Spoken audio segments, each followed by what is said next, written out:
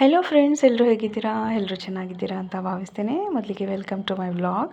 ಇವತ್ತಿನ ವ್ಲಾಗಲ್ಲಿ ನಾನು ಧರ್ಮಸ್ಥಳ ಸುಬ್ರಹ್ಮಣ್ಯ 3 ಡೇಸ್ ನನ್ನ ಫ್ಯಾಮಿಲಿ ಸಮೇತ ನಾನು ಟ್ರಿಪ್ ಹೋಗಿದ್ದೆ. ಸೊ ಅದರ ಅನುಭವಗಳನ್ನು ನಾನು ನಿಮ್ಮ ಮುಂದೆ ಹಂಚ್ಕೊಬೇಕು ಅಂತ ಹೇಳಿ ಇವತ್ತಿನ ಈ ವ್ಲಾಗ್ ಮಾಡಿದ್ದೇನೆ. ಮೊದಲಿಗೆ ಫ್ರೆಂಡ್ಸ್, ಯಾರೆಲ್ಲ ಇನ್ನೂ ನನ್ನ ಚಾನಲ್ನ ಸಬ್ಸ್ಕ್ರೈಬ್ ಆಗಿಲ್ಲ, ದಯವಿಟ್ಟು ಈ ಕೂಡಲೇ ಸಬ್ಸ್ಕ್ರೈಬ್ ಮಾಡ್ಕೊಳ್ಬೇಕು ಅಂತ ಕೇಳ್ಕೊಳ್ತೇನೆ. ನಿಮಗೆ ಈಗಾಗಲೇ ತಿಳಿದಿರೋ ಹಾಗೆ ನನ್ನ ಚಾನಲ್ನ ಸಬ್ಸ್ಕ್ರೈಬ್ ಮಾಡೋದ್ರಿಂದ ನಿಮಗೆ ನನ್ನ ದಿನಚರಿಯ ವ್ಲಾಗ್ ಜೊತೆಗೆ ನಿಮಗೆ ಕೆಲವೊಂದು ಧಾರ್ಮಿಕ ವಿಚಾರಗಳನ್ನು ಆಗಿರ್ಬೋದು, ಕೆಲವೊಂದು ವಿಮರ್ಶಾತ್ಮಕ ಚಿಂತನೆಗಳನ್ನು, ಹಾಗೆ ನನಗೆ ತಿಳಿದಿರುವಂತಹ ಕೆಲವು ಅನುಭವಗಳನ್ನು ಕೂಡ ನಾನು ನಿಮ್ಮ ಮುಂದೆ ಹಂಚ್ಕೊಳ್ಳೋದಕ್ಕೆ ಇಷ್ಟಪಡ್ತೇನೆ. ಸೊ ಫ್ರೆಂಡ್ಸ್, ದಯವಿಟ್ಟು ಈ ಕೂಡಲೇ ಸಬ್ಸ್ಕ್ರೈಬ್ ಮಾಡ್ಕೊಳ್ಬೇಕು ಅಂತ ಕೇಳ್ಕೊಳ್ತೇನೆ. ಓಕೆ ಫ್ರೆಂಡ್ಸ್, ಇವತ್ತಿನ ವ್ಲಾಗಲ್ಲಿ ನಾನು ನಿಮಗೆ ನನ್ನ ಧರ್ಮಸ್ಥಳ ಸುಬ್ರಹ್ಮಣ್ಯದ 3 ಡೇಸ್ ಫ್ಯಾಮಿಲಿ ಟ್ರಿಪ್ ಹೇಗಿತ್ತು.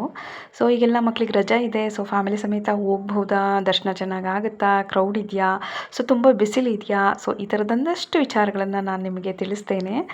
ಸೊ ನಾನು ಮೊದಲಿಗೆ ಹಿಂದಿನ ದಿನ ನಮ್ಮದು ಪ್ಲ್ಯಾನ್ ಆಗಿದ್ದಿದ್ದು, ತುಂಬ ದಿನದಿಂದ ಹೋಗಬೇಕು ಅಂತ ಏನು ಪ್ಲ್ಯಾನ್ ಇರಲಿಲ್ಲ.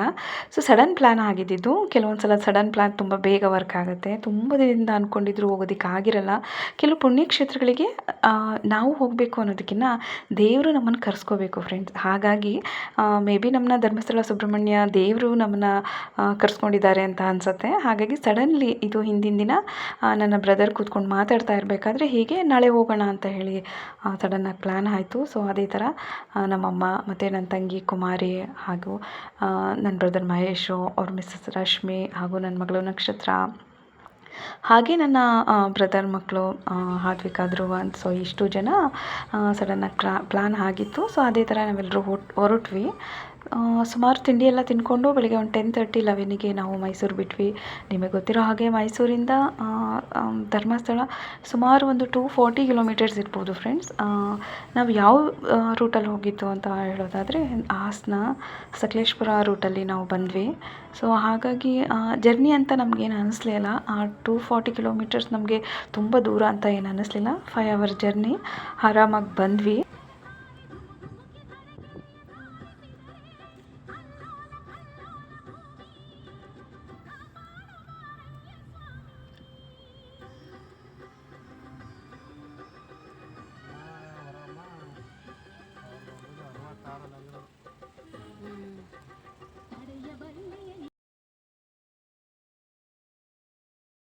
ನಾವಿವಾಗ ಧರ್ಮಸ್ಥಳ ಪುಣ್ಯಕ್ಷೇತ್ರಕ್ಕೆ ಬಂದು ತಲುಪಿದ್ವಿ.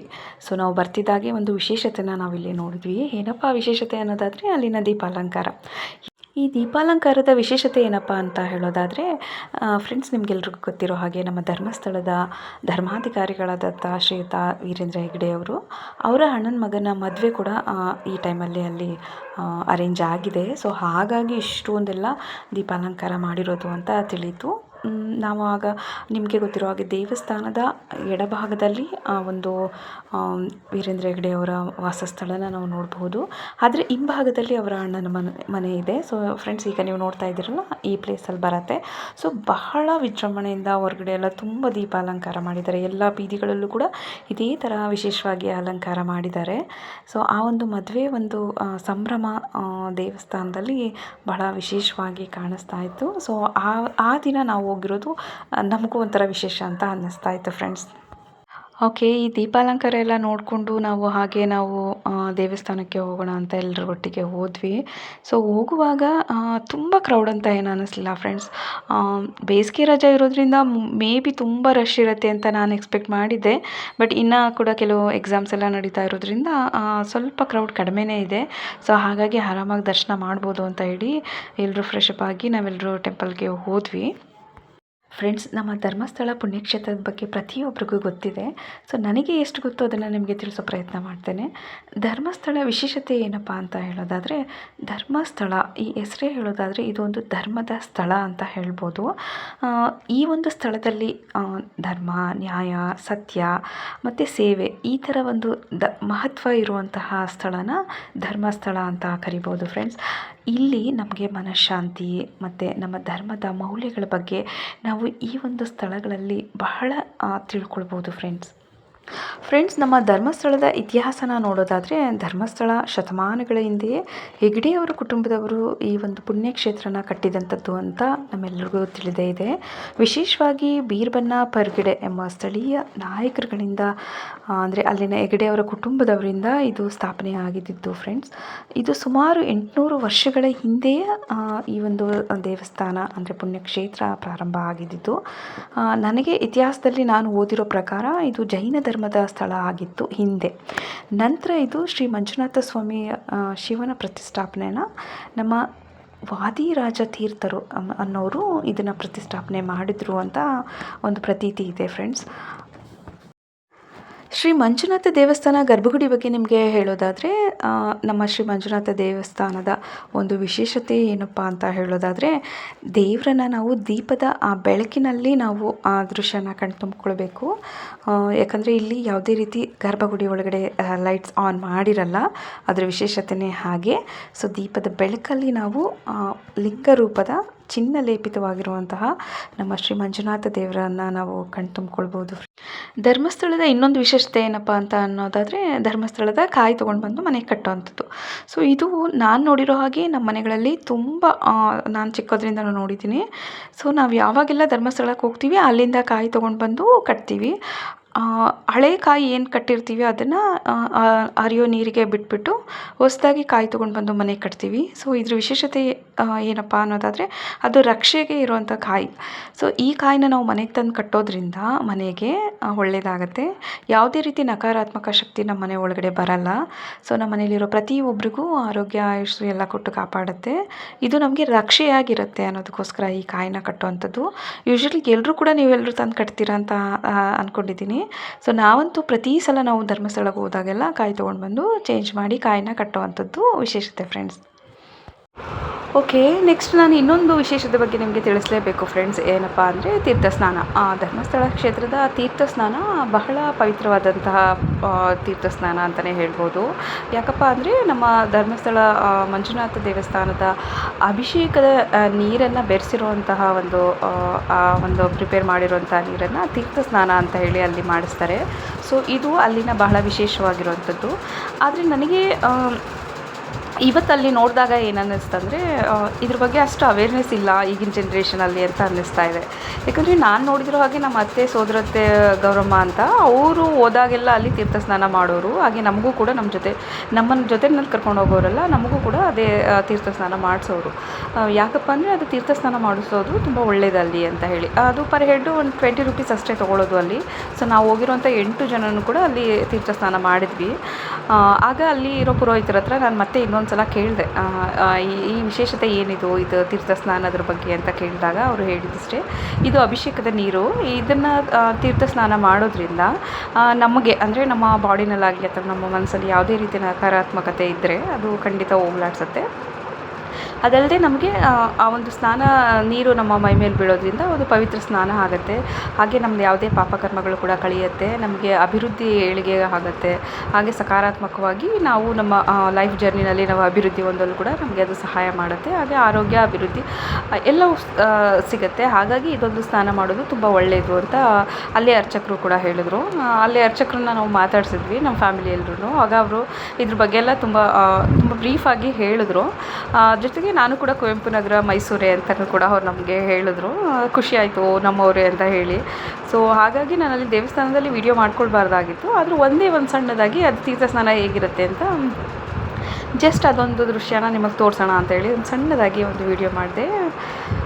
ಸೊ ತೀರ್ಥ ಸ್ನಾನದ ಬಗ್ಗೆ ನಾನು ನಿಮಗೆ ತಿಳಿಸ್ಬೇಕು ಅಂತ ಅನಿಸಿತ್ತು, ಹಾಗಾಗಿ ಹೇಳಿದೆ. ನೋಡಿ, ನೀವು ಇನ್ನು ನೆಕ್ಸ್ಟ್ ಯಾರಾದರೂ ದೇವಸ್ಥಾನಕ್ಕೆ ಹೋಗೋರಿದ್ರೆ ಖಂಡಿತ ತೀರ್ಥ ಸ್ನಾನ ಮಾಡದೆ ಬರಬೇಡಿ. ಖಂಡಿತ ಎಲ್ಲರೂ ತೀರ್ಥ ಸ್ನಾನ ಮಾಡಿ. ಇದರಿಂದ ನಿಮಗೂ ಕೂಡ ಒಳ್ಳೆಯದು ಅಂತ ಹೇಳೋದಕ್ಕೆ ಇಷ್ಟಪಡ್ತೀನಿ. ಧರ್ಮಸ್ಥಳ ಕ್ಷೇತ್ರದ ದರ್ಶನ ಹೀಗೆ ಅದ್ಭುತವಾಗಿ ಅಂದರೆ ತುಂಬ ಚೆನ್ನಾಗಿ, ತುಂಬ ಏನೋ ಒಂಥರ ವಿಶೇಷವಾಗಿ ಹೋಗಿತ್ತು. ಒಂದು ಸಲ ಅಲ್ಲ, 2 ಟೈಮ್ ನಾವು ದೇವರ ದರ್ಶನ ಮಾಡಿದ್ವಿ. ಯೂಶ್ವಲಿ ನಿಮಗೆ ಗೊತ್ತಿರೋ ಹಾಗೆ ಧರ್ಮಸ್ಥಳ ಅಂದರೆ ಫುಲ್ ಜನ ಇರ್ತಾರೆ, ಫುಲ್ ರಶ್ ಇರುತ್ತೆ, ಫುಲ್ ಕ್ಯೂ ನಿಂತ್ಕೊಬೇಕು ಅನ್ನೋದಿರುತ್ತೆ. ನಾವು ಹೋದಾಗೆಲ್ಲ ಹಾಗೇ ಇರ್ತಿತ್ತು. ಬಟ್ ಈಗ ನಾವು ಹೋದಾಗ ತುಂಬ ಖಾಲಿ ಇತ್ತು. ಹಾಗಾಗಿ ತುಂಬ ಖುಷಿ ಆಗ್ತಾಯಿತ್ತು 2 ಸಲ ಹೋಗಿ ದರ್ಶನ ಮಾಡೋದಕ್ಕೆ. ಸೊ ಹಾಗಾಗಿ ತುಂಬ ಚೆನ್ನಾಗಿ ದರ್ಶನ ಮುಗೀತು. ಆಮೇಲೆ ಮಕ್ಕಳೆಲ್ಲರೂ ಗೊಮ್ಮಟೇಶ್ವರ ದೇವಸ್ಥಾನ ನೋಡಬೇಕು ಅಂತ ಹೇಳ್ತಾಯಿದ್ರು. ಸೊ ಮೆಟ್ಲು ಹತ್ತೋದಕ್ಕೆ ತುಂಬ ಟೈಮ್ ಆಗುತ್ತೆ ಅಂತ ಹೇಳಿ ಡೈರೆಕ್ಟ್ ಕಾರಲ್ಲೇ ಅಲ್ಲಿಗೆ ಹೋದ್ವಿ. ಸೊ ಗೊಮ್ಮಟೇಶ್ವರ ದೇವಸ್ಥಾನ ನೋಡಿಕೊಂಡು ನಂತರ ನಾವು ಅಲ್ಲಿಂದ ನೆಕ್ಸ್ಟ್ ಪ್ಲೇಸ್ಗೆ ಹೋದ್ವಿ.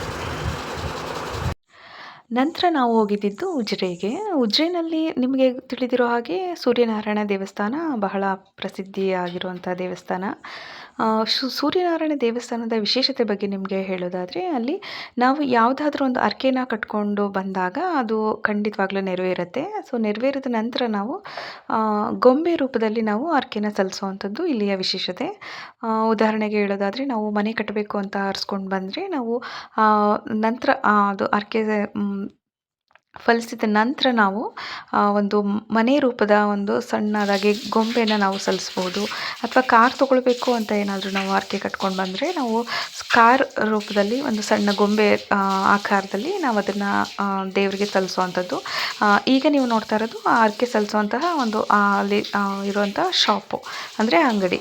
ಸೊ ನಾವಿಲ್ಲಿ ಟಿಕೆಟ್ ತೊಗೊಂಡು ನಾವು ಅಲ್ಲಿ ಸಣ್ಣದು ಒಂದು ಗೊಂಬೆ ರೂಪದಲ್ಲಿ ಅವ್ರು ನಮಗೆ ಕೊಡ್ತಾರೆ. ಅದ್ರ ಜೊತೆ ಅಕ್ಕಿ, ಹಣ್ಣು, ಕಾಯಿ ಜೊತೆ ಅದನ್ನು ಇಟ್ಕೊಂಡು ಅದನ್ನು ದೇವಸ್ಥಾನದ ಒಳಗಡೆ ನಾವು ಪೂಜೆ ಮಾಡಿಸುವಂಥದ್ದು ಇಲ್ಲಿಯ ವಿಶೇಷತೆ ಆಗಿರುತ್ತದೆ.